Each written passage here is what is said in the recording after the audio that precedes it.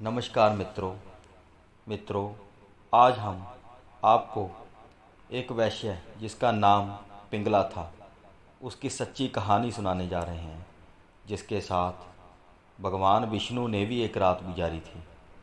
एक बार की बात है, एक महात्मा बैठे हुए उपदेश कर रहे थे। उसी समय एक नाचने वाली वहाँ से गुजर रही थी।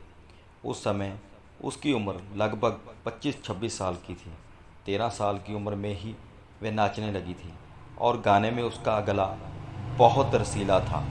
वह उसकी थी जिसके पास बहुत पैसा था। गरीब की तरफ तो वह देखती भी नहीं थी। कुछ सालों में ही उसने कई मर्दों को खाक कर दिया था और शर्म तो मानो उसने बेच ही खाई हो। रात दिन शराब पीती और प्रेमियों के संग रंगरलियां मनाती। मरना तो जैसे बुला ही दिया हो। 4-5 नौजवानों को मरवा दिया था और उसके हाथ लहू से रंगे हुए थे। जब महात्मा उपदेश कर रहे थे, वे अपने किसी अमीर मित्र के घर से आ रही थी। थकी हारी टूटी सोने की मोहरों से भरी थैली लेकर अपने अड्डे की तरफ जा रही थी। उसे अपने अड्डे पर जाने के लिए बहुत जल्दी हो रही थी, मगर फिर भी वे महात्मा के उपदेश सुनने के लिए रुक गई। उसने महात्मा का पतिव्रता का उपदेश सुना। कैसे एक पत्नी संसार के सारे सुख और मर्दों का त्याग कर अपने पति के ईश्वर मानती है। जो पति ला कर देता है उसी से गुजारा करती है। पति अमीर हो या गरीब हो, उसी के साथ रहती है। जो कुछ पति ला कर देता है उसी से घर चलाती है। पूरा जीवन उसकी सेवा में गुजार देती है। यह पतिव्रता का उपदेश सुनकर वह वहीं महात्मा के पास बैठ गई। हाथ जोड़कर उसने महात्मा से विनती की, हे महापुरुष, मैं एक वैश्य हूँ। आपने तन को मर्दों के हवाले कर कर धन कमाती हूँ।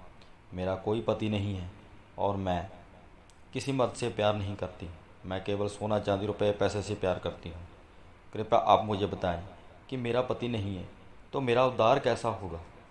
तो मेरा उद्धार कौन करेगा? महात्मा कुछ समय सोच में पड़ गए। अपने अनुभवी ज्ञान से उन्होंने पिंगला के जीवन में एक जात मारी और उसकी दिल की तस्वीर पर भी देखा। उन्हें कुछ आस हुई कि वह सुधर सकती है, परंतु धीरे धीरे उसके मन में इतनी मैल है कि वह जल्दी नहीं उतरेगी। महात्मा ने बहुत सोचकर बोले, देवी, उद्धार होगा, अवश्य होगा, परंतु तुम्हें बहुत कठिन तपस्या करनी होगी। पिंगला, कैसी तपस्या करनी होगी महात्मा? महात्मा ने कहा, और तुम कुछ नहीं कर सकती। पापों से पल्ला छुड़ाना तुम्हारा बहुत मुश्किल है। तुम एक काम करना, रात्रि को जो मर्द तुम्हारे बैठक में सबसे पहले आए उसको अपना पति मान कर उसकी सेवा करना। उस रात किसी और मर्द के साथ बात मत करना, कितने भी पैसे वाला क्यों ना हो। अगर तुमने इस प्रण को पूरा कर लिया तो तुम्हारा उद्धार हो जाएगा। एक समय आएगा, भगवान की कृपा तुम पर जरूर होगी। पिंगला ने महात्मा के पैर छुए और जो धन अपने प्रेमी से लेकर आई थी महात्मा के चरणों में रख दिया और बोली, इस धन को किसी सेवा में खर्च कर देना। महात्मा कहने लगे, यह धन तुम्हारे पास ही अच्छा लगता है। यह पाप की कमाई मैं नहीं रख सकता। इसे उठाओ और तुम ही ले जाओ। पिंगला ने बहुत कोशिश की, परंतु महात्मा ने धन लेने से इनकार कर दिया। उसने धन उठाया, अपने डेरे की तरफ चल पड़ी। रास्ते में उसे कुछ गरीब मिले और उसने वह धन उनको दे दिया और खाली हाथों अपनी बैठक में पहुंच गई।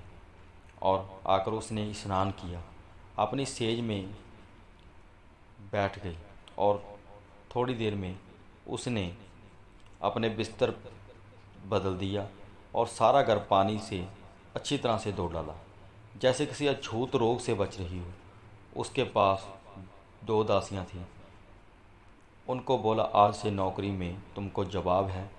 दासियां बहुत हैरान हुई और बोली, क्या हमसे कोई भूल हुई है? हमारी अब ज़रूरत क्यों नहीं है? पिंगला ने बोला, मैं इस धंधे को छोड़ रही हूँ और इसलिए ज़्यादा पैसा नहीं होंगे। मैं तुम्हारी तनख्वाह नहीं दे पाऊँगी। दासियाँ वहाँ से चली गईं। उसने अपना खाना खुद बनाया और खाकर तैयार होकर बैठ गई और उसने पक्का फैसला कर लिया था कि जो पहला मर्द आएगा मैं उसे अपना पति मान लूँगी और सारी रात उसकी सेवा करूँगी। उसी के साथ भोग विलास करूँगी, वह चाहे अमीर हो या गरीब हो। इतने में एक ग्राहक आ गया और पिंगला ने उसे बैठ में बिठाया, दरवाज़ा लगा दिया बहुत सारे मर्द आए, दरवाज़ा खटकाया, आवाज़ें भी दी। पिंगला ने दरवाज़ा नहीं खोला और ना ही बोली। सारी रात उसी मर्द की सेवा में लगी रही और उसी के साथ भोग विलास किया। उसे ये सब करते 12 साल हो गए थे। एक दिन स्वयं श्री हरि विष्णु भगवान खुद पिंगला का इम्तिहान लेने पहुँचे। विष्णु जी ने बूढ़े ब्राह्मण का वेश धारण कर लिया और सबसे पहले वह पिंगला की बैठक की सीढ़ियाँ जा चढ़े। पिंगला ने पानी और भोजन ग्रहण करने के लिए प्रार्थना की, परंतु विष्णु जी बोले, कोई तृष्णा नहीं है। ब्राह्मण उसके बिस्तर पर जाते ही बीमार हो गए। बीमार भी ऐसा जिसकी सेवा को क्षत्रिय बड़ी मुश्किल से करती है। पल पल में उसे दस्त आने लगे। पिंगला सारी रात बिस्तर बदलती रही और जब दिन हुआ तो वह ब्राह्मण मर गया। पिंगला उसी प्रकार से रो रही थी जैसे उसका पति मर गया हो। तो उसका शोर शराबा सुनकर बाकी की वेश्याओं वहाँ आ गई और उस पर हंसने लगी। तुम क्यों इस बूढ़े के मरने पर रो रही हो? यह कंगाल, यह गरीब तुम्हें क्या दे सकता था?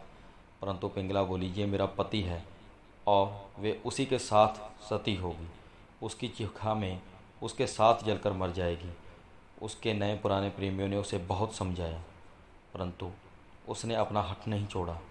विष्णु भगवान ने देखा कि यह अपना हठ नहीं छोड़ रही है, यह जरूर सड़ जाएगी। तो ब्राह्मण रूपी विष्णु जी चिखा से उठकर बैठ गए। अपना असली रूप में पिंगला को दर्शन दिए और भगवान ने कहा, मांगो जो चाहती हो। पिंगला ने बड़े ही प्रेम से कहा, हे कैलाशपति, जब आप मेरे पति बन गए और मुझे क्या चाहिए? मुझे तो आपके चरणों में जगह चाहिए। तुम्हारा कल्याण हो कहकर विष्णु जी अलोप हो गए और पिंगला घर वापस आ गई और बाकी का बचा हुआ जीवन उसने भक्ति और पवित्रता से व्यतीत किया। जब पिंगला की मौत हुई तो उसे सम्मानपूर्वक वैकुंठ धाम ले जाया गया। पिंगला ने अपना जीवन सफल कर लिया। तो दोस्तों,